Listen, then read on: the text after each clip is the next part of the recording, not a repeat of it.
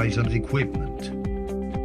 In this video, you will learn how to properly use and care for the painting supplies and equipment in the classroom.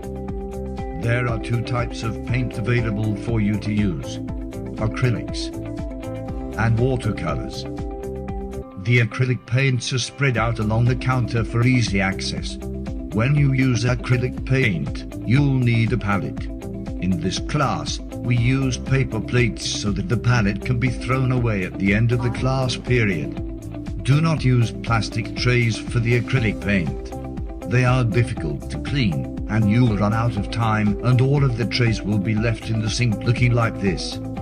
For the love of all that is good and beautiful in this world, please just use the paper plates. Whenever you use acrylic paint, you need to wear a smock. They are kept in the basket at the end of the counter. This will protect your clothing from the acrylic paint. If you get acrylic paint on your clothes, it won't wash out. Always wear a smock. The brushes are kept on the shelves next to the sink. The brushes on the left are to be used only with watercolors. Do not use these brushes with acrylic paint. The brushes in the center are for acrylics and for watercolors. The brushes on the right are for acrylics only. On the second shelf you will find extra wide brushes for painting very large canvases, chipwood brushes for applying primer, and old brushes. If you are painting in a technique that might ruin the brush, these are the brushes for you. Glass plates for printmaking are kept on the bottom shelf. Wash your brushes out frequently while you are painting. When it's time to clean up, wash the brushes out completely and put them away. Always put them away with the bristles facing up. On the rack above the sink, you will find paper towels, braiers for printmaking, and brush tubs for washing your brushes at your table.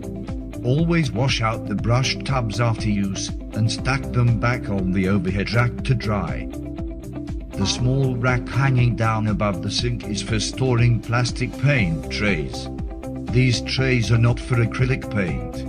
That's what the paper plates are for. These trays are for mixing watercolors when more tray space is needed.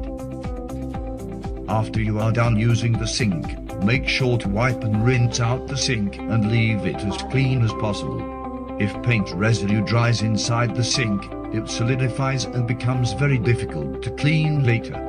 Try saying one of these rhymes to help you remember to wash out the sink. When in doubt, wash the sink out.